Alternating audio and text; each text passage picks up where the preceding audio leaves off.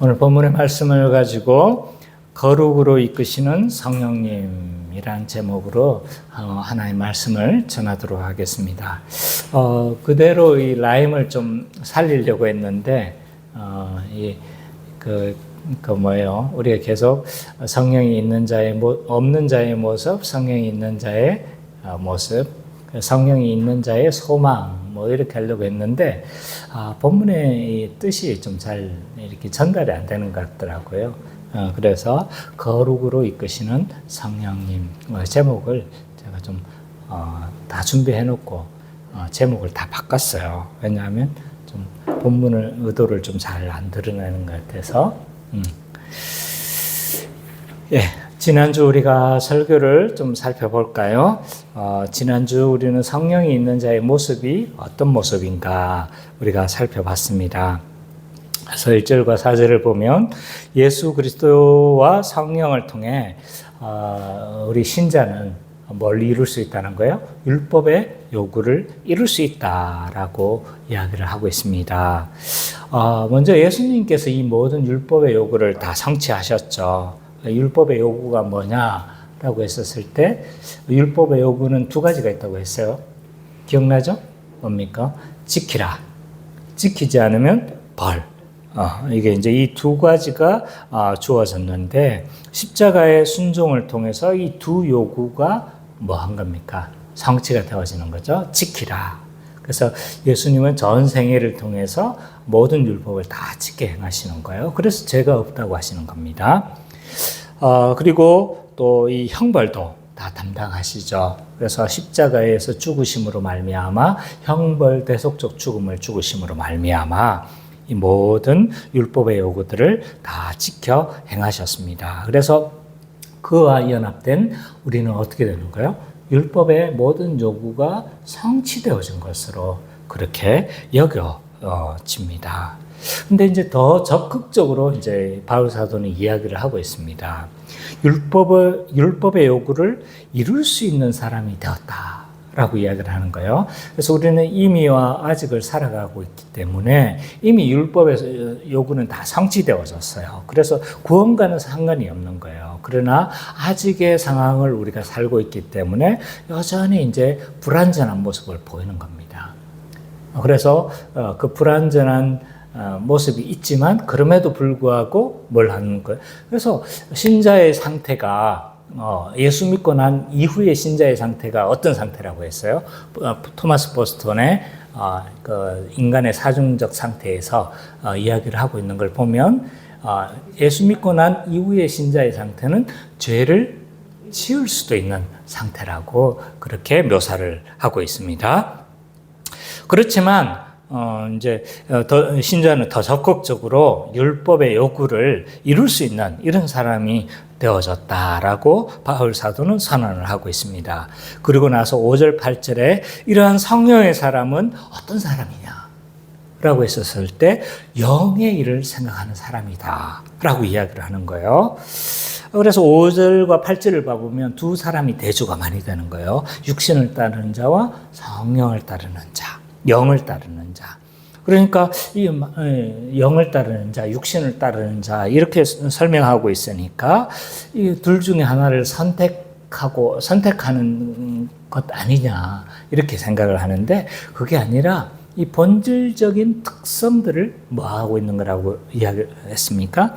이 신자와 불신자의 본질적 특성을 이렇게 설명하고 있는 거죠. 그래서 이 선택의 문제가 아닌 거예요. 소속의 문제인 거예요. 그래서 영에 속한 사람은 뭘 하는 거예요? 영의 일을 생각하고 육에 속한 사람은 뭘 생각하는 거예요? 육의 일을 생각하는 거죠. 그래서 선택의 문제가 아니라 소속의 문제다. 그래서 그 소속에 속한 사람들의 삶의 특징들을 이야기를 하고 있는 거죠. 육신에 있는 사람은 이 육신의 일을 추구하고 영에 있는 사람은 뭐 하는 거예요? 영의 일을 추구하는 것이 당연한 뭐 한 거예요? 본질적인 특징인 거죠. 그래서 이러한 영의 사람은 성령님이 원하시는 것을 생각하고 추구한다라는 게 이제 두 번째 이 문단의 이제 그 주제라고 할 수 있는 거죠. 그리고 9절부터 11절은 이런 성령 안에 있는 자는 영이 살아나고 몸의 부활을 보증하는 자다라고 이야기를 해요. 그래서 이거는 이제 이 타락을 먼저 좀 이해를 해야 돼요. 아담과 하와가 타락을 했었을 때 뭐가 죽었다고 했습니까?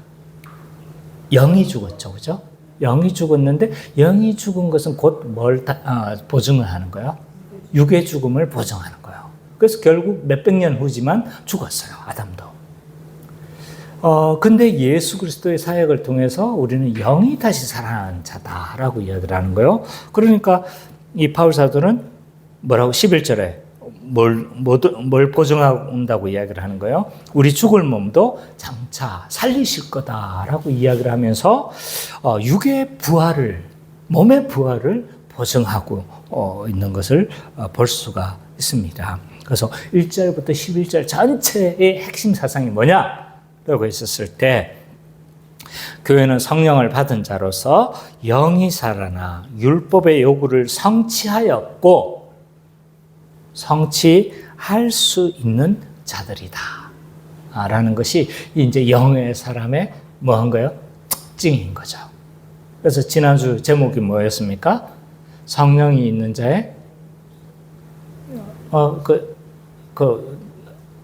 제목이 뭐였어요? 성령이 있는 자의 모습이었죠, 그죠? 그래서 자, 오늘은 성령님이 그래서 이제 율법의 요구를 성취할 수 있다고 하는데 오늘 본문은요, 이것을 어떻게 성령님께서 이끌어 가시는가, 구체적으로 이 모습들이 좀 분명하게 드러나는 것 같아요. 그래서 성령님이 어떻게 거룩으로 이끌어 가시고 율법을 성취해 나가시는지 이 부분에 대해서 우리가 좀 더 살펴보도록 하겠습니다. 12절과 17절을 보면요, 성령님이 있는 자의 영광스러운 모습에 대해서 좀 더 진술을 하고 있습니다. 12절과 17절을 우리 선미자매가 좀 읽어주세요. 그러므로 내가 우리가 믿은 자를 내 육신에게 져서 육신대로 살 것이 아니니라.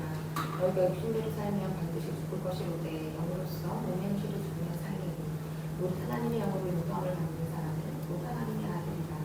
너희는 다시 무서워하는 종의 영을 받지 아니하고 양자의 영을 받았으므로 우리가 아빠 아버지라고 부르짖느니라. 성령의 친히 우리의 영과 더불어 우리가 하나님의 자녀인 것을 증언하시나니 자녀이면 또한 상속자 곧 하나님의 상속자요 그리스도와 함께 한 상속자니 우리가 그와 함께 영광을 받기 위하여 그는 함께 받아야 할 것이니라.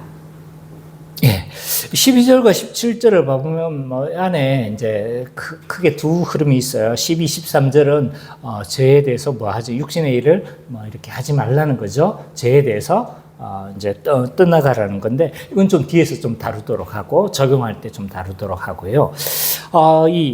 전반적으로 이 12절부터 17절은 뭐에 대해서 다루고 있냐면 성령으로 말미암아 우리가 어떤 복을 누리는가, 성령님이 있는 자의 어떤 영광스러운 모습에 대해서 전반적으로 좀 다루고 있습니다. 그래서 이 하나님의 아들이라는 관점에서 이걸 주로 설명을 해요.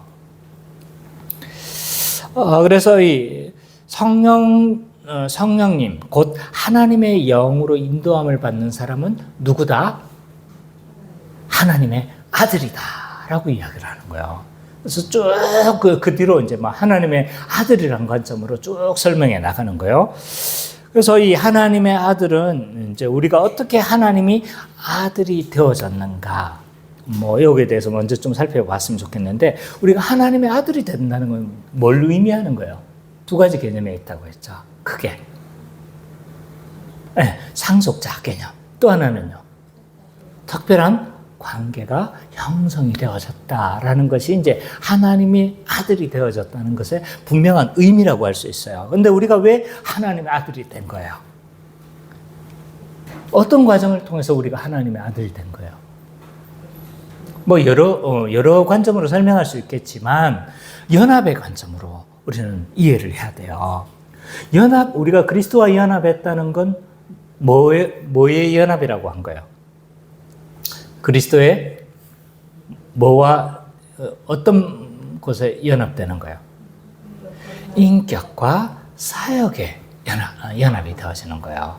그래서 우리 앞에서도 우리가 살펴봤잖아요. 그리스도와 같이 함께 사역에 연합되어지니까 어떻게 된다고 했어요? 그리스도와 함께 죽고, 그리스도와 함께 살아나고, 그리스도와 함께 같이 함께 앉히시고, 심지어 재림하실 때 그 심판의 자리에서도 동참시키신다고 이야기를 하고 있는 거예요. 물론 이게 다 따로따로 떨어져 있어요. 로마서에서는 함께 죽고 함께 살아나고, 갈라디아서에서도 함께 죽고 함께 살아나고 이게 되어져 있고, 에베소서에서는요 함께 앉히시고, 3장인가 있죠, 그죠? 함께 앉히신다라는 표현이 있고, 그리고 요한계시록에 보면 그 심판의 자리에 우리를 같이 뭐 하신다고 이야기를 하는 거예요? 동참시키신다고 이야기를 하고 있는 거예요. 그래서 다 흩어져 있는 것이긴 하지만, 이런 걸 종합해 봤었을 때 우리가 그리스도의 모든 사역에 다 어떻게 한다는 거예요? 연합되니까 다 동참되는 거예요. 그래서 우리가 그리스도와 함께 죽었다는 건 죄에 대해서 죽는다는 것을 바울 사도는 이야기를 하고 있고, 그리스도와 함께 살아난 건 뭐에 대해서 살아난 거라고 이야기를 해요? 하나님에 대해서 살아난 것이다 라고 바울 사도는 해석해 주고 있죠, 그죠? 자, 근데 사역에만 연합하는 게 아닌 거예요. 뭐에도 연합하는 거예요? 인격이 뭡니까? 그리스도의 인격이 뭐예요? 자, 인격과 성부 하나님, 성자 하나님, 성령 하나님을 이렇게 진술할 때 반드시 어떻게 크게 두 카테고리가 있어요. 하나님은 어떤 분이신가? 이게 인격이고요. 하나님은 어떤 일을 하셨나? 사역. 예수님도 마찬가지죠. 예수님은 어떤 분이신가? 예수님은 어떤 일을 하셨나? 그래서 인격과 사역으로 구분을 해서 항상 이 신학을 진술해 나갑니다. 그래서 예수님은 어떤 분이시냐라고 했었을 때 예수님은 어떤 분이신 거예요? 주, 예수, 그리스도, 하나님의 아들, 곧 독생자인 거죠, 그죠? 그래서 이렇게 크게 진술이 되어지는 거예요. 근데 그러면 그 인격에도 우리가 연합되면 어떻게 되는 거예요? 우리가 주가 되는 건 아니잖아요. 세상의 모든 주가 되는 건 아니잖아요. 근데 우리에게 뭘 주셨다고 이야기를 하는 거예요? 세상을 우리에게 맡겨주셨잖아요. 그죠? 대리통치자로서 하나님은 우리에게 맡겨주신 거예요. 또 예수가 구원자시잖아요. 우리가 그 구원자의 역할을 어떻게 하는 거예요? 동참하는 거잖아요. 그리고 그리스도의 삼중직에 우리는 뭐 하는 거예요? 우리가 동참하는 거예요. 선지자처럼 우리는 말씀을 전하고, 제사장처럼 어떻게 하는 거예요? 중보자적인 역할을 하고, 또 뭐예요? 왕적 그 역할을 우리가 하는 거예요. 또 하나님의 아들이 된 것처럼 하나님의 아들에도 우리가 연합되니까 어떻게 되는 거예요? 하나님의 아들이라고 양자로 우리가 어떻게 되는 거예요? 예, 양자로 접붙임을 받은 거예요.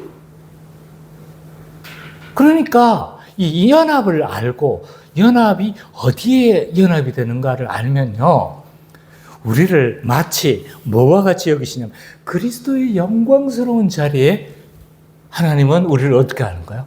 그리스도처럼 우리를 앉히시고 여기신다는 걸 우리가 알 수 있는 거예요. 연합을 알면 우리가 얼마나 영광스러운 자가 되었었는가, 하나님께서 얼마나 은혜를 우리에게 베푸셨는가, 이런 것들이 분명하게 드러나게 되어집니다. 그래서 신학을 배우는 게요, 아무 상관이 없는 게 아닌 거예요. 우리가 이거 신학을 모르면요, 하나님이 우리에게 어떤 은혜를 베푸셨는가, 이걸 몰라요, 잘. 그냥 천국 티켓 따놨구나. 그 정도로 딱 가는 거죠. 이게 아닌 거예요. 이 모든 것들을 다 알기를 원하세요. 그래서 성경을 통해서 계시를 했잖아요. 그죠? 어쨌든 그렇습니다. 그래서 우리는 하나님의 아들이 되어졌는데, 이 성령이 내주하는 사람은요, 하나님의 아들인 거야, 하나님의 하나님의 아들이 되어졌고, 이런 하나님의 아들이 되어졌다는 게 도대체 뭘 의미하냐? 물론 이제 뭐 상속자가 되어졌다, 또 뭐 친밀한 그 특별한 관계를 형성했다, 우리가 이렇게 정리할 수 있지만 본문에서 정리하고 있는 몇 가지를 우리가 두 가지를 좀 살펴볼 거예요. 하나는 뭐냐면 하나님의 아들로서 이 어떤 혜택을 받느냐라고 했었을 때 성령의 인도하심을 받는다고 이야기를 하는 거예요. 성령의 인도하심을. 이런 성령의 인도하심이 우리는 잘 느껴지지 않지만, 그러나 성령님의 인도하심은요, 일상적일 뿐만 아니라 힘 있는 인도하심이 있고 분명한 인도하심이에요. 성령님은요, 매 시간 우리의 우리의 죄의 본성을 드러내게 하시고, 성령님은요, 적극적으로 뭘 하시냐면 신자를 인도하세요. 신자가 죄를 지을 때 어떻게 하시는 거야? 책망하는 거예요. 책망하고 심지어는 적극적으로 죄의 길을 어긋나게 하세요. 그리고 심지어 이 길들이 계속 걸음에도 불구하고 뭐 죄의 길을 막 고집해서 계속 걸어가게 하잖아요. 그때 하나님 극단적인 방법을 사용하세요. 그 죄를 폭로해요. 드러나게 하시는 거예요. 그래서 어떻게 되는 거예요? 그래서 이 수많은 과정 가운데 하나님의 권고하심이 있었어요. 사실은 드러나기 전까지는 뭐 하는 거예요? 수많은 성령님의 권고하심이 있었어요. 근데 이걸 계속적으로 무시한 거죠. 그래서 이렇게 이제 하시는 거죠. 거기에다가 성령님은 우리에게 뭘 주시는 거예요? 새 마음을 주셨잖아요. 새 언약에 약속했던 새 마음을 우리에게 주셨잖아요. 그러니까 어떻게 되는 거예요? 죄를 혐오하게 만듭니다. 혐오하게 만들고 혐오하니까 죄와 어떻게 하는 거예요? 싸워 이기도록 날마다 영적 전투를 벌이도록 그렇게 선한 길을 가도록 강력하게 촉구합니다. 여러분들은 잘 못 느낄지 몰라요. 그러나 성령님께서 하시는 일들이에요. 이게 우리가 무감각해서 그렇지 성령님께서 이렇게 강력하게 적극적으로 개입하시는 거예요. 또 내부적으로는 어떻게 하는 거예요? 우리의 마음에 역사하셔서 선한 길, 의의 길을 막 소망하도록 그렇게 막 만드세요. 외부적으로도 성령님은 역사하세요. 성령님은 우리 안에서 갇혀있는 분인 줄 생각하시죠?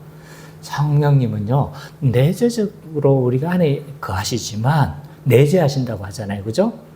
내주하신다. 이렇게 표현하는데 성령님은 우리 안에 갇혀 있으신 분만이 아닌 거예요. 초월적인 분이신 거예요. 어떻게 하시는 거예요? 초월적으로 어떻게 하셔서 외부적으로 우리 가운데 역사하시는 거예요. 그래서 우리는 성령이 내주할 때 이미 성령 충만을 받았습니다. 그렇죠?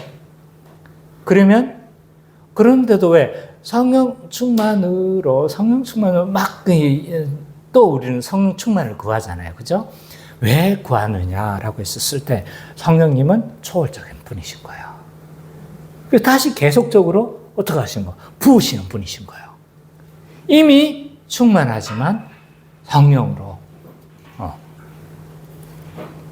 그래서 초월적인 분이시기 때문에 또 외부적으로도 역사하시는 분이시다라고 말을 할 수 있습니다. 두 번째로 이 성령이 내주하는 하나님의 영의 사람은요, 하나님의 아들이잖아요. 근데 하나님의 아들로서 아버지의 보호를 받는다고 이야기를 해요. 아버지의 보호를.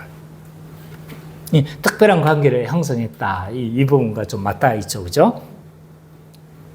성령님이 거하시는 사람은요, 성령의 증거하심으로 말미암아 하나님을 뭘로 부른다고 이야기를 해요. 오늘 본문에 아빠, 아버지라. 그렇게 부른다고 이야기를 하는 거예요. 그래서 이 아빠, 아버지라 부른다는 건요, 두 가지 관계에서 우리는 생각해 볼 수 있어요. 우리가 하나님을 아빠라고 부르잖아요. 그럼 이걸 믿으면 어떻게 되는 거예요?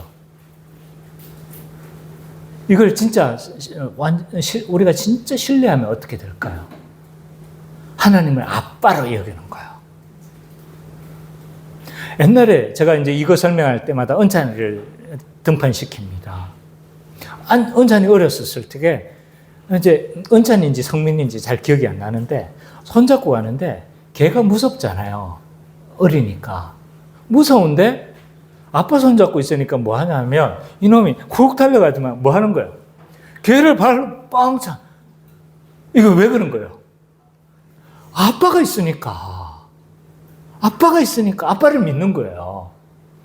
그래서 우리가 하나님을 아빠로 여긴다면 어떻게 되는 거예요? 이 세상 가운데 여러 가지 어려움들이 있을 수 있지만 아빠로 믿으면요, 신자는 담대한 거예요. 담대할 뿐만 아니라 두려워하지 않습니다. 하나님의 아빠가 나를 붙드시고 나를 인도하시고 나를 이끌어가고 있다는 사실을 믿기 때문에. 반대로 아빠 되신 하나님은요, 가끔 유튜브 보면 아빠가 아들을 딱 구출하는 장면들 있잖아요. 갑자기 막 아이가 팍 쓰러지는데 아버지가 베개를 탁 던져가지고 어떡합니까? 안 다치도록 하죠, 그죠? 우리 하나님 아버지는 우리와 같이 불완전한 분이 아니시잖아요. 그러니까 하나님 아버지는 어떻게 하시는 거예요? 우리를 철저하게 아들로서 보호하시고 지키시고, 고난이 없다는 말이 아니에요. 고난을 때로는 섭리적으로 허용하세요. 섭리적으로 허용하시지만 그 가운데 멸망하도록 내버려 두시지 않는다는 거예요. 그래서 우리는 하나님의 아들로서 아버지의 철저한 보호를 받는다는 걸 보여주고 있는 거예요. 그래서 12절과 17절을 보면 교회는 하나님의 아들로서 성령의 인도와 보호 가운데 살아가는 자들이다라는 것이 주요한 개념이라고 할 수가 있습니다. 그러면서 18절부터 30절을 물론 소문단으로 좀 나누어질 수 있는데 18절과 30절은 이러한 신자는 어떤 소망을 가지고 있고 이 소망을 누가 성취하느냐? 성령님이 성취한다고 이야기를 하고 있는 거예요. 자, 우리 18절부터 30절에 우리 구절을 좀 봤으면 좋겠어요. 은찬띠.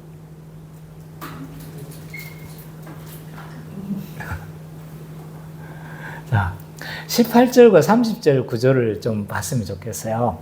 18절부터 22절까지를 보면 피조물이 고난 속에서 탄식하고 장차 임할 영광을 고대한다는 거예요. 그 장차 임할 영광이 뭔지는 우리가 좀 이따 살펴보도록 하고요. 그리고 23절부터 25절까지는 신자도 고난 속에서 탄식한대요. 근데 장차 임할 고난을, 영광을 신자도 고대한다는 거예요. 근데 이걸 성령님도 신자의 연약함을 뭐 하시는 거예요? 탄식하는 거예요. 탄식하시고 그들을 위해 친히 간구하시고 거룩으로 뭐 하신다는 거예요? 영화로 이끌어 가신다 라고 그렇게 이야기를 하고 있는 거예요. 자, 이 개요만 봐도 오늘 설교 다 됐죠? 설교 끝입니다. 여기서. 좋아하네. 예. 어쨌든 구조가 이렇게 되어져 있는 거예요. 조금 더 살펴보면 19절부터 22절까지를 보면요, 모든 피조물이 고난 속에서 장차 임할 영광을 고대한다고 이야기를 해요.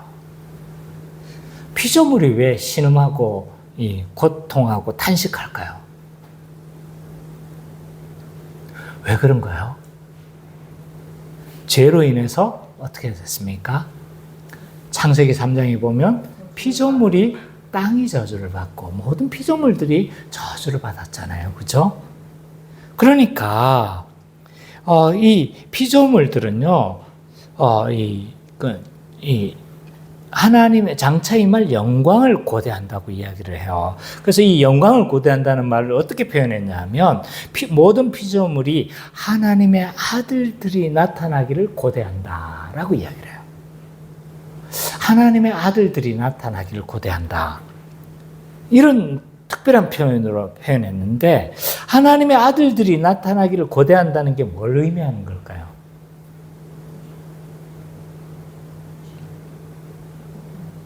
하나님의 아들들은 신자를 말하는 것 같죠, 그죠?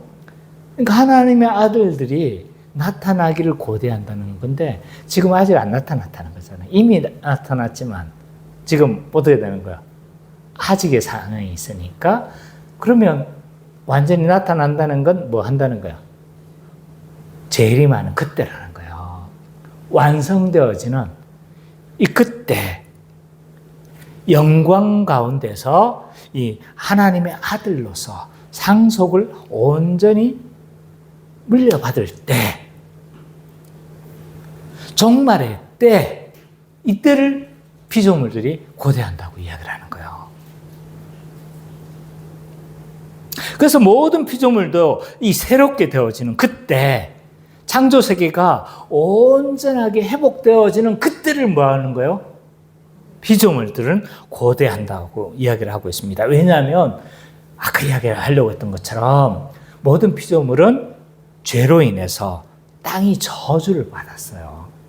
그래서 이 땅이 저주를 받았다는 걸 뭘로 표현하고 있냐면 가시덤불과 엉겅퀴를 내라고 이야기를 하고 있는 거예요. 그래서 모든 피조물은 죄 가운데 아직 구속을 받지 못한 거예요. 그래서 모든 피조물들이 썩어짐의 종노릇하며 탄식하고 있다라고 이야기를 하고 있는 거죠. 그래서 이 피조물도 탄식하면서 뭐 하는 거예요? 아이고, 언제 회복되노? 언제 회복되노? 막 뭐 하는 거예요, 지금. 아이고, 나 죽네. 언제 회복되나? 막 이렇게 하는 거예요. 지금도 세상이 얼마나 아름다워요, 그죠? 회복되는 그때 어떻게 되겠습니까? 비 오고 난 이후에 창조세계 봐봤습니까? 비 오고 난 이후에 창조세계를 봐보면요. 와, 감탄이 나는 거예요. 근데 완전히 새롭게 되어지는 그때를 우리가 생각한다면요. 얼마나 아름다울지 모를 것 같아요. 그게 얼마나 새롭게 되어지냐 하면 물질이 풀어지고 녹아지는 것처럼 새롭게 되어진다고 이야기를 하는 거예요. 그러니까 완전히 재편되어진다. 이렇게 보면 될 것 같아요. 그래서 이 모든 피조물들이 하나님의 아들들이 나타나기를 고대한다라고 이야기를 하는 거예요. 근데 이 고대한다, 이 표현이 뭔지 아세요?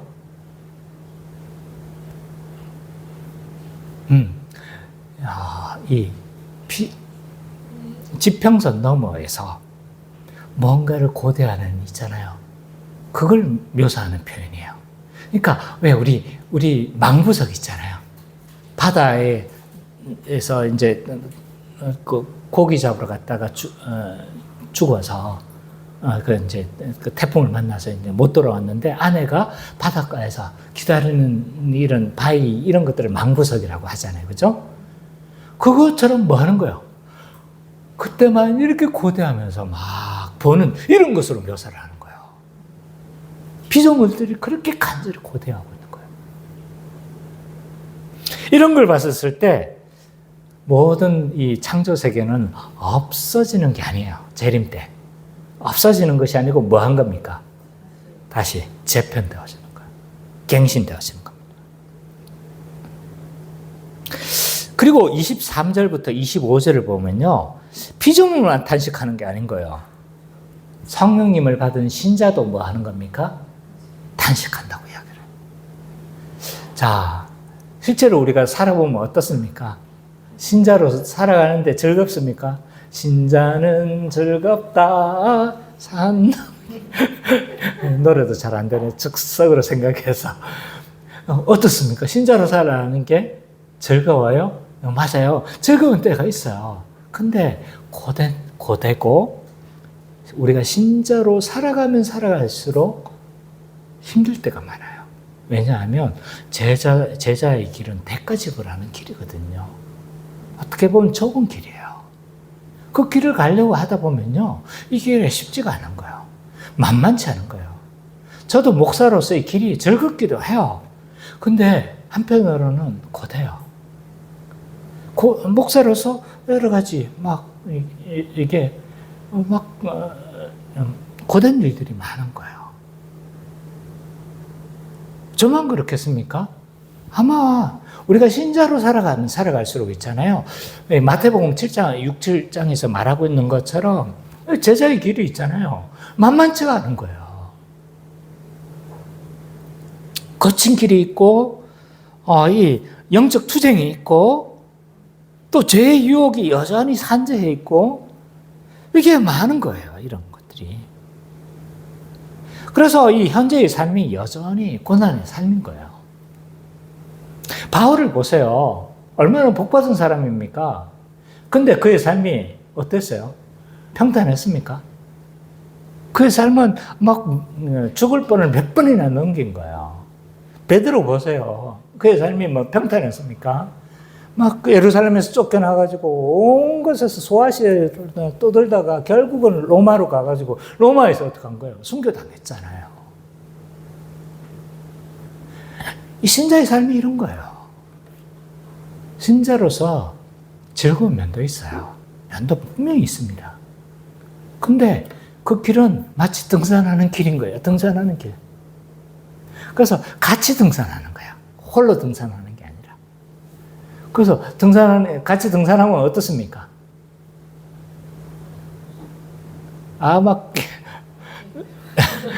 등산 싫어하잖아요. 그죠? 그러니까, 가면, 왔어요. 하잖아요. 그죠? 조그만 산 올라가는데도 왔어. 그런단 말이에요. 근데 그 길이 같이 올라가는 등산인 거예요. 그러니까 잡담하면서 서로 하는 거예요? 같이 교제하면서 올라가니까 이게 마냥 힘들 길만은 아닌 거예요. 같이 가니까 걸어갈 수 있는 길인 거죠. 그래서 성령을 받은 신자도 하나님의 아들도 하는 거예요? 탄식한다고 이야기를 하는 거예요. 근데 이런 탄식은 왜 하느냐? 어쩌면 이 땅에서 뭘 맛보기 때문인 거예요. 하나님 나라를 맛보기 때문에 어쩌면 더 고대하는 것일 수도 있어요. 아이러니하죠, 그죠? 네.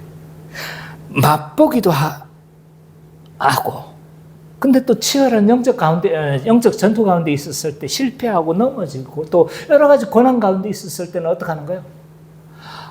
주님 오셨으면, 낮에나 밤에나 눈물 머금고, 내 주님 오시기만 기다립니다.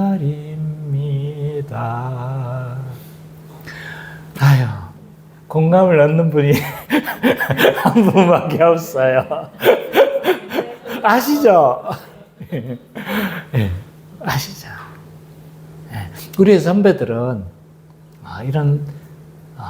이런 마음이 있었던 거예요.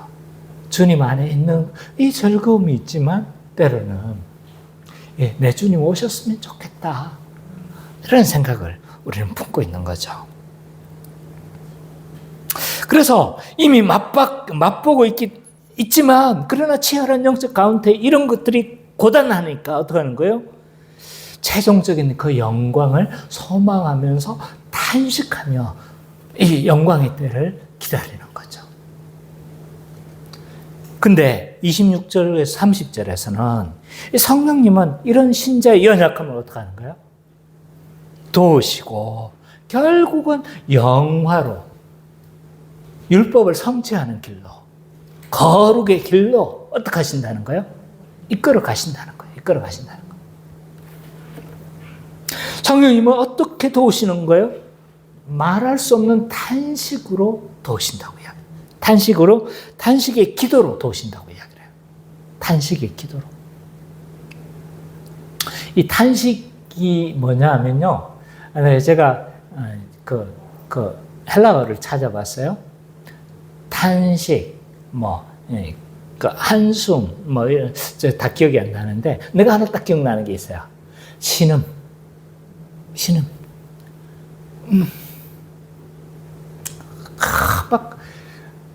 공부할 때는 아무 그거 없잖아요. 그죠? 그냥 신음만 나는 거, 신음.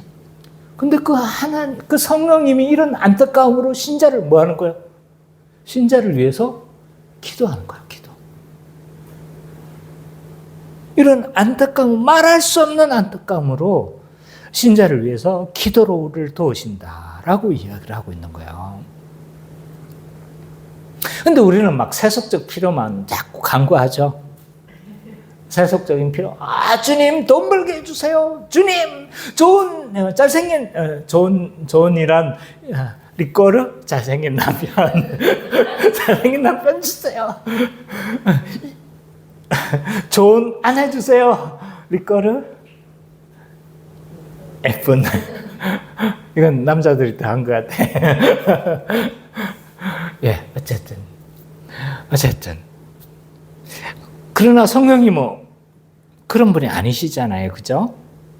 우리는 우리의 세속적 필요를 구하시지만 성령님은 말할 수 없는 탄식으로 기도하시는데 누구의 뜻을 구하시는 거예요? 하나님의 뜻을 구하는 거예요. 하나님의 뜻을. 하나님의 뜻을 성령님은 아시는 분이잖아요. 그죠? 하나님의 영이신 그분은 하나님의 뜻을 온전히 알고 있는 거예요. 그래서 하나님 뜻대로 어떻게 하시는 거예요? 간구하는 거예요. 그래서 이것을 어떻게 하나님의 성령님이 하나님의 뜻을 구하는데 이게 성취되겠습니까? 안 되겠습니까? 안 돼요? 성령님이 하나님의 뜻을 구해. 신자가 하나님의 뜻을 구하면 어떻게 됩니까? 분명히 이루어 주실 거잖아요. 그죠? 근데 성령님이신 하나님이신 성령님이 하나님의 뜻을 구하는데 성취될까요? 안 될까요? 당연히 됩니다. 그래서 이걸 어떻게 이루시냐라고 했었을 때 28절에 이야기를 하고 있는 거예요. 28절을 우리 예수님 한번 읽어주세요.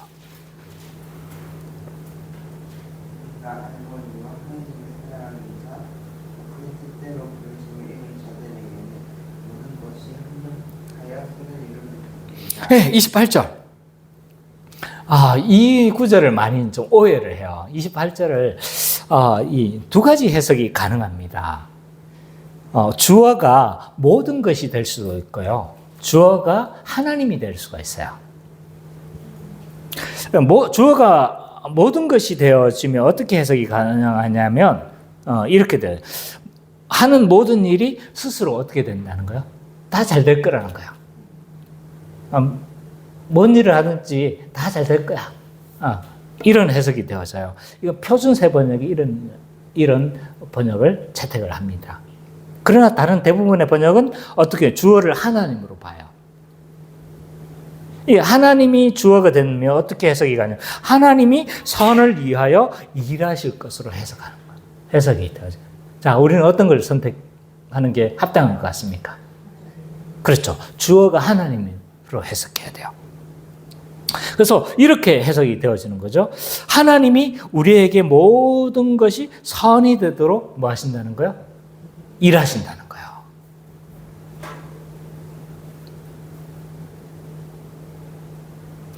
그렇기 때문에 우리의 구원이 어떻게 되는 거예요? 확실하다는 거예요. 그래서 30절에 뭐라고 이야기를 하고 있습니까? 30절 한번 읽어주세요.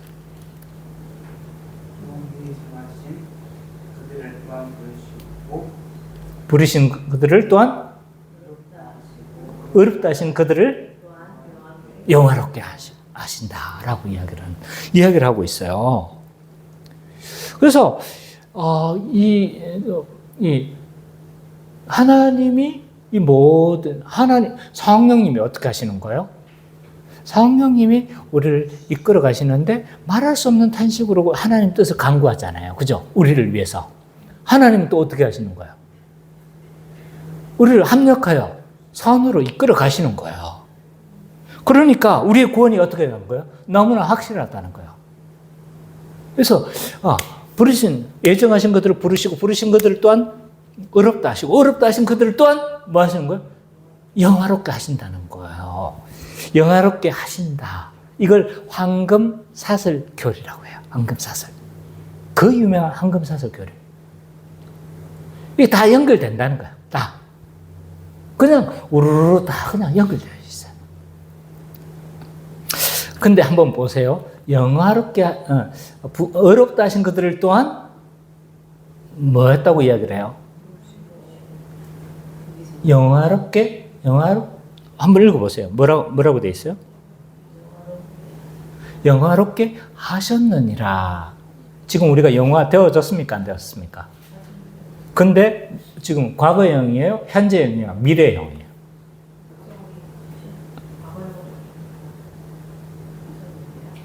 과거입니까? 현재입니까? 미래입니까? 지금 영화롭게 될 것이다 라고 말하고 있는 거예요? 영화롭게 된다라고 말을 한 겁니까? 되었다라고 말을 한 겁니까? 되었다라고 이야기. 이런 헬라어 이런 이 문법을 뭐라고 이야기해요? 예언적 과거 시제라고 해요. 예언적 과거 시제. 너무나 확실해서 있잖아요. 과거형으로 표현하는 거예요. 너무나 확실한 미래여서 과거형으로 이야기를 하는 거예요. 뭐 이런 거죠. 우리 문법으로 해본다라면 너 죽었어. 나한테 죽었습니까? 안 죽었습니까? 근데 뭐 했다고 지금 표현한 거예요? 죽었다고 표현한 거. 너무나 확실한 미래여서. 이런 용법으로 지금 하고 있는 거예요. 너무나 그 영화를 확실해서 뭐 하다는 거예요? 그냥 과거 시제로 표현하고 있는 거예요. 영화롭게 된 것처럼 이야기를 하는 거예요. 그래서 이 12절부터 30절 전체 메인 아이디어를 좀 살펴보면 이렇습니다. 성령을 받은 신자와 피조물도 고난 가운데 탄식하지만 성령님은 말할 수 없는 탄식으로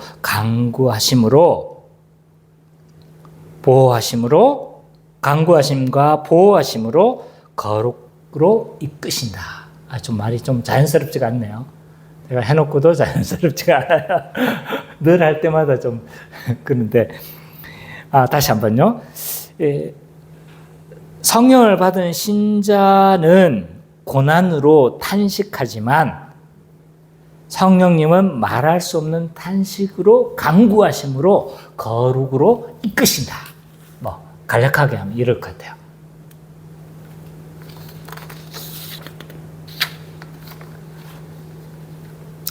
그러면 오늘 이 말씀을 우리에게 어떻게 적용할 수 있는가 한번 좀 생각해 봤으면 좋겠습니다. 첫 번째로 교회는 성령의 인도하심과 보호하심을 받은 자로서 죄와 싸우는 자들인 거예요. 죄와.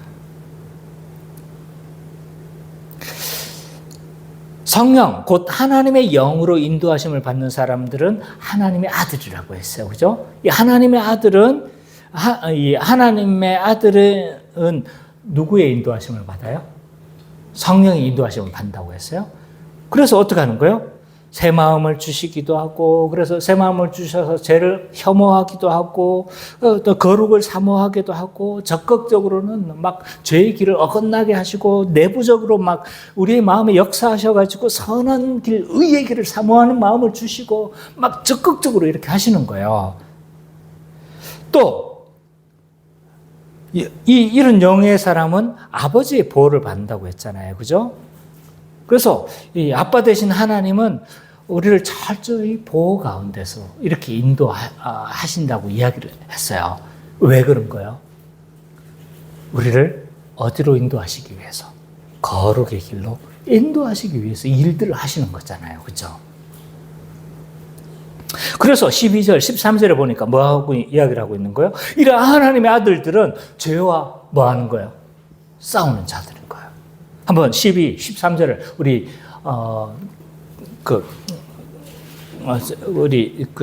갑자기 이름 예지 갑자기 이름이 생각이 안 났어요. 예지 자매가 한번 읽어주세요. 형제들아 우리가 빚진 자로 내 육신에게 져서 육신대로 살 것이 아니니라. 너희가 육신대로 살면 반드시 죽을 것이오되 영으로서 몸의 행실을 죽이면 살리니. 예, 신자가 어떻게 해야 된다고 이야기를 해요? 육신대로 살면 안 된다고 이야기를 하는 거예요.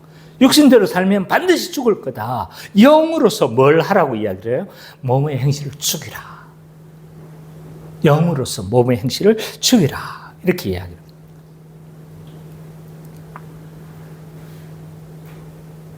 이런 성화는요, 누가 이루는 거예요? 성화는 기본적으로 누가 이끌어 가시는 거예요? 성화는 누구의 일입니까? 기본적으로. 우리의 일입니까? 하나님의 일입니까? 확실해요?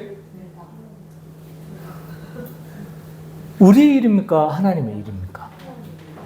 헷갈리죠, 그죠?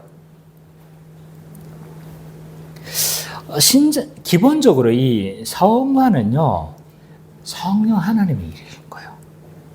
예. 성령께서 어떻게 하신 거예요? 아까 이야기했던 것처럼 새 마음도 주시고, 적극적으로 도우시고, 또 뭐 죄와 맞설 수 있는 어떤 본성도 주시고, 그리고 또 거룩을 사모하는 마음도 주시고, 뭐 이런 적극적으로 성령께서 하시는 거죠. 성부 하나님도 뭐 하는 거예요?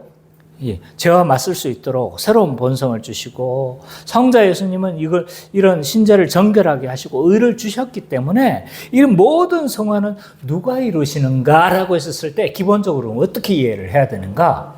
성화는 하나님이 이루시는 일들이에요. 하나님이 일.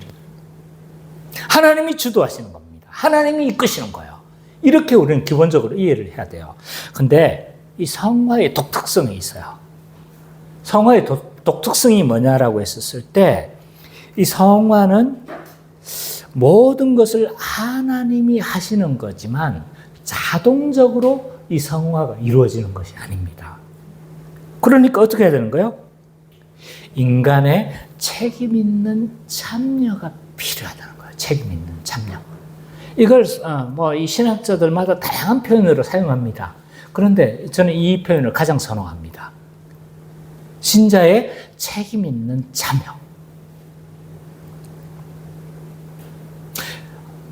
하나님 99, 우리 1 이런 의미가 아니에요. 하나님 100%예요. 근데 그 하는 일에 우리가 어떻게 해야 되는 거예요? 책임 있는 참여가 필요하다는 거예요. 책임 있는 참여가. 성화를 너무 하나님의 일이라고 할 때 우리는 어떤 일이 벌어질까요? 우리 인간의 일이라고 강조하면 어떻게 되어질까요? 할 수도 없지만 자꾸 율법주의 경향이 되어져요. 그래서 조금 잘한다고 남들보다 좀 더 잘한다고 생각하면 어떡하는 거예요? 교만해지고. 못한다고 생각하면 열등감에 빠지고. 율법주의의 성향에 자꾸 빠지기 쉽거든요. 이걸 자꾸 하나님의 일로 자꾸 강조를 하면 어떤 일이 되어지냐면, 하나님이 하시니까 우리는 뭐 할 일 없네 뭐. 방종주의에 빠지기 쉽습니다. 성화는요, 하나님의 은혜이고 하나님이 주권적으로 이끌어 가시는데, 그럼에도 불구하고 사람의 책임 있는 참여가 필요합니다. 어떻게 그럼 책임 있는 참여를 해야 되는가? 오늘 본문에 뭐라고 이야기를 하고 있습니까? 영으로서 몸의 행실을 죽이라. 영으로서 몸의 행실을 죽이라. 이 표현도 쉬운 표현은 아니죠, 그죠? 이 비슷한 표현이 여러 곳에서 반복되어집니다. 죄를 죽이라. 이런 표현들이 있어요. 골로새서 3장 5절에 보면 이렇게 말씀하고 있어요. 그러므로 땅에 있는 지체를 죽이라. 곧 음란과 부정과 사욕과 악한 정욕과 탐심이니, 탐심은 우상숭배니라 라고 이야기를 하면서 뭘 죽이라고 이야기를 하는 거예요? 땅에 있는 지체를 죽이라고 이야기를 하고 있는 거죠. 이런 부분들이 지금 뭔 거예요? 우리 인간의 책임 있는 참여의 부분인데, 근데 영으로 어떻게 몸의 행실을 죽입니까? 이게 조금 어려운 거예요. 그죠? 자, 죄를 죽인다. 한마디로 죄를 죽인다라는 표현이라고 할 수 있는데, 죄를 죽인다. 이 표현은요, 죄를 안 짓게 한다는 표현이 아니에요. 그럼 어떤 표현일까요? 죄 죽임. 땅의 지체를 죽이라. 또는 영으로 몸의 행실을 죽이라. 이런 표현들은 어떤 걸까요? 죄의 성향을 약화시키라는 거예요. 죄의 성향을. 그래서 이 죄를 죽이라 이 표현들이 솔직하게 말하면요, 사람마다 너무 많이 달라요. 존 오웬 이 청교도가 제일 이 부분에 대해서 제일 많이 이야기를 했지만, 제가 보기엔요 굉장히 율법주의예요. 이게 과연 이렇게 되는 걸까라는 솔직히 동의가 좀 안 되는 측면이 있어요. 그리고 다른 이 죄지음에 대해서 말하는 수많은 사람들의 이야기들이 좀 많이 달라요. 저는 이 죄죽임이 확실한 건 하나가 있다고 생각해요. 그 죄죽임이 뭐냐라고 했었을 때, 이 은혜의 수단을 통해서 어떻게 하는 거예요? 은혜의 수단을 통해서 마음을 새롭게 하는 상태로 계속적으로 유지하는 것이 죄죽임이라고 저는 생각을 해요. 이 부분들을, 죄죽임에 대해서 우리의 많은 선배들이 많은 이야기들을 했어요. 그러나 확실한 건 이건 것 같아요. 어떻게 하는 거예요? 은혜의 수단을 통해서 계속적으로 성령 충만한 상태를 뭐 하는 거예요? 유지해 나가는 것. 그래서 우리가 계속 뭘 합니까? 주중에 DBS 하자. 왜냐하면 주일 한 번에 설교, 그리고 또 이런 것만으로는 사실은 우리가 거룩한 삶을 살아가는데 너무 벅차거든요. 그래서 우리 일상에서 뭘 해야 되는 겁니까? 은혜의 수단을 통해서 기도의 시간을 가지든지, 아니면 DBS 성경 연구를 하든지 해야 되는 거예요. 그러지 않으면 우리가 거룩한 삶을 살아내기가 너무 힘들어요. 이것이 영으로서 뭘 하는 거예요? 몸의 행실을 죽이는 것이 아닐까, 저는 그렇게 생각을 합니다.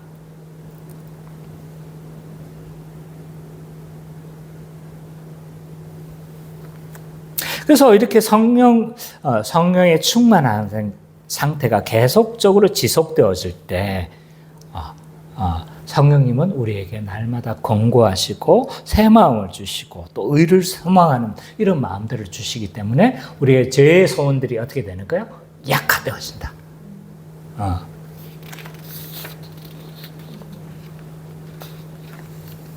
두 번째로, 그러므로 교회는 성령의 도우심이 있기 때문에 성령의 인도하심을 따라 거룩하게 살아가야 합니다.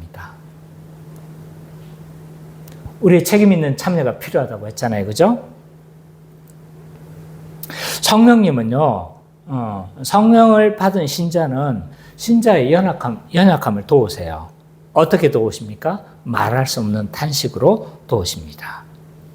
아까 이야기했던 것처럼 말할 수 없는 탄식이란 스테나그모스, 한숨, 탄식, 신음, 이런 것으로 번역할 수 있습니다. 하나님은 있잖아요. 말할 수 없는 탄식으로 신음하는 것처럼 그렇게 우리 신자를 위해서 어떻게 하는 거예요? 연약함을 막 돕기 위해서 기도하시는 거예요.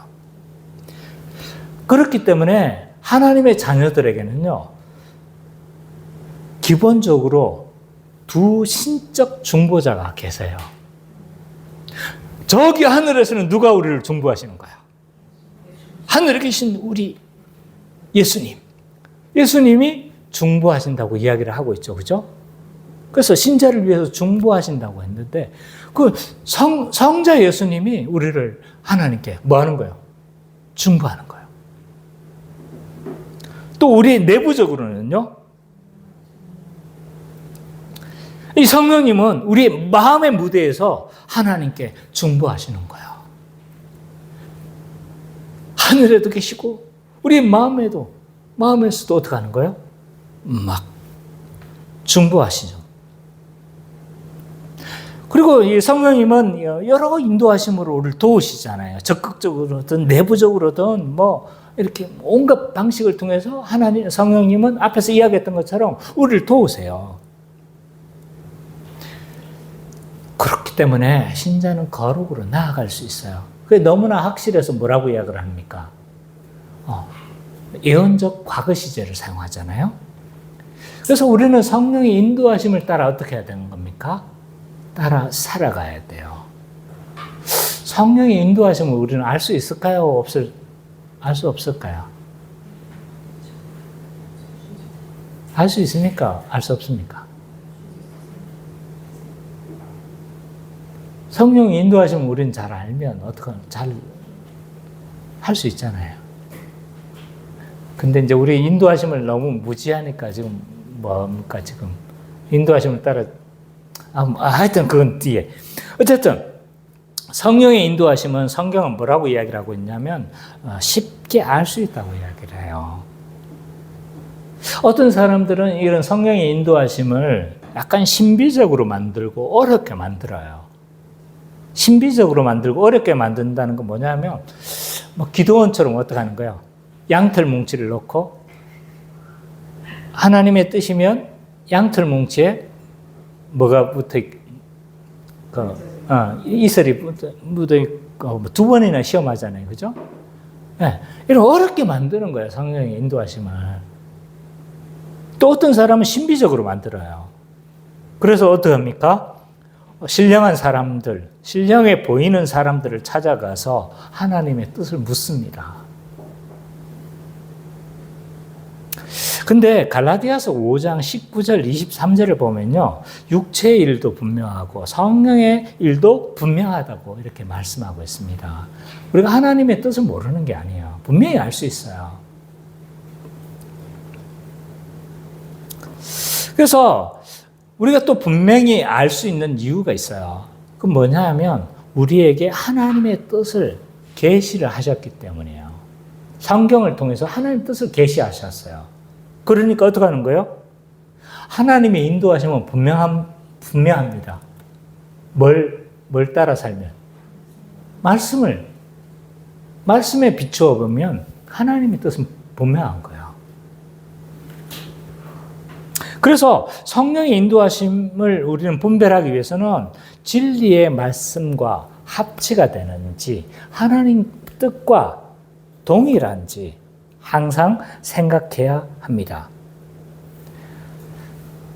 그렇기 때문에 성경의 가치와 다른 것이 있잖아요. 성경의 가치와 다를 때는 우리가 하나님께 물어볼 필요가 없어요. 뭐 하면 됩니까? 뜻에 순종하면 되는 거예요. 예를 들면 이런 거죠. 주님, 불신자와 결혼해야 합니까? 물어야 되는 겁니까? 아니요, 그냥 순종하면 돼요. 주님, 저 직장이 주일 성수 못하는데 저 직장에 제가 가야 합니까? 저 직장에 가면 온갖 여러 가지 핑계를 대겠죠. 저 불신자 결혼하면 제가 전도할 수 있는 기회를 가질 수 있는 것이 아니겠습니까? 라고 이렇게 할 수 있는 거잖아요. 이런 물을 필요가 없는 거예요. 왜? 성경의 뜻은 분명히 계시가 되어 있기 때문에 물을 필요가 없어요.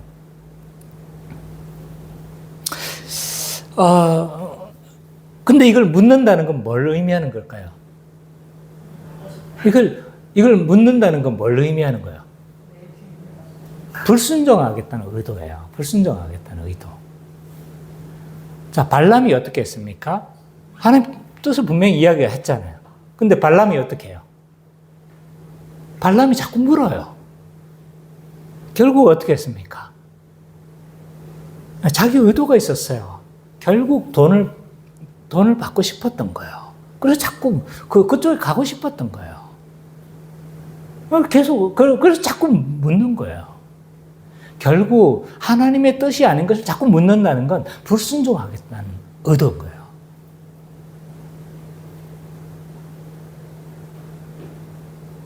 근데 말씀에도 없고,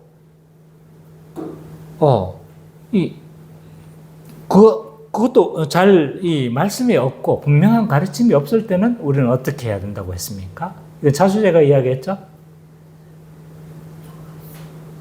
영적 적합성의 원리를 따라서 성령이 따라 행동하면 된다는 거예요. 그래서 이 일들이 말씀에 없고 계시되지 않았다. 성경에서 분명한 의도를 드러내지 않았다라고 했었을 때는 이것이 영적인가를 생각해 보면 돼요. 먼저. 그래서 이 하나님께 영광이 영적이라는 건 하나님께 영광이 되느냐, 하나님이 기뻐하시는 일이냐, 또 사람들에게 뭐 하는 거예요? 유익을 주는 일이냐 생각해 보면 되는 거예요. 이게 영적인 거예요. 근데 다 영적이야. 그러면 하나님 뜻도 없고 영적인 일이야. 그러면 그 다음 생각해야 될 건 뭐예요? 적합성이에요. 다 되는데 그게 내가 적합한가? 이것만 생각해 보면 되는 거죠. 그래서 그래도 내가 잘 분별이 안 되겠다. 그럼 어떻게 해야 됩니까? 기도하면서 하나님 뜻을 구하면 돼요. 그래서 하나님은 우리를 억지로 하게 하시는 분이 아니세요. 가기 싫은데 억지로 너 선교사 가! 이렇게 안 하신다니까요. 뭐 하시는 거예요? 자원하는 마음을 주시는 거예요. 자원하는 마음. 그래서 하나님의 인도하심을 따라서 하나님은 소원을 두고 행하시기 때문에 우리의 인격을 존중하는 방식으로 하나님은 일하시기 때문에 거기에 하나님의 뜻이 있다고 믿고 어떻게 하는 거예요? 하나님 마음 주시는 대로 뭘 하면 되는 겁니까? 순종하면 되는 거예요.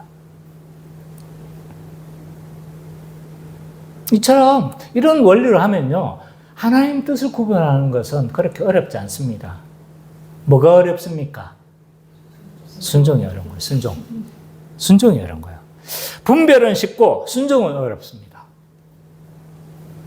왜 순종이 어려운가?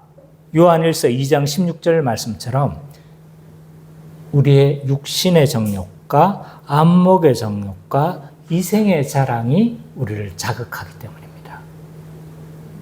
이 세 가지 안에 다 걸리게 돼 있어요. 육신의 정욕, 안목의 정욕, 이생의 자랑에 자극하기 때문에요. 이게 걸려 있는 거예요. 이게. 저거 하면 내가 뽀대나 보이는 거예요. 이생의 자랑인 거죠. 저거 하면 내가 돈을 많이 벌 수 있을 것 같은 거예요. 저거 하면 내가 뭐 한 거예요? 내가 많은 것을 차지할 수 있을 거라고 생각되어지는 거죠. 그게 뭔 거예요? 육신의 정욕인 거예요. 안목의 정욕인 거예요. 보암직도 하는 거예요. 이생의 자랑들이 자극하기 때문에 순종하기가 어려운 거예요. 결국 신자가 거룩하게 살아가는 비결은 은혜의 수단밖에 없어요. 은혜의 수단. 가장 확실한 방식. 은혜의 수단을 통해서 우리는 날마다 우리의 마음을 새롭게 하지 않으면요, 이러한 육신의 정욕, 안목의 정욕, 이생의 자랑을 벗어나기가 쉽지가 않습니다. 계속적으로 우리가 말씀을 추구하지 않고 기도하지 않으면요, 성도의 교제를 하지 않으면 우리는 자꾸 이 자극에 따라서 움직이게 되어져 있습니다. 성령님은 이런 방식들을 통해서 우리를 거룩으로 정국에 이끌어 가실 거예요. 그래서 우리가 이렇게 살아갈 때 하나님은 결국은 그 거룩의 상태로 우리를 이끌어 가시고 하나님의 형상을 닮은, 그리스도의 형상을 닮은 자로 우리를 이끌어 가게 되어질 겁니다. 성령의 인도하심, 은혜의 수단을 통한 믿음, 교회와 성도의 교제, 이런 것들이 성화의 중요한 수단들입니다.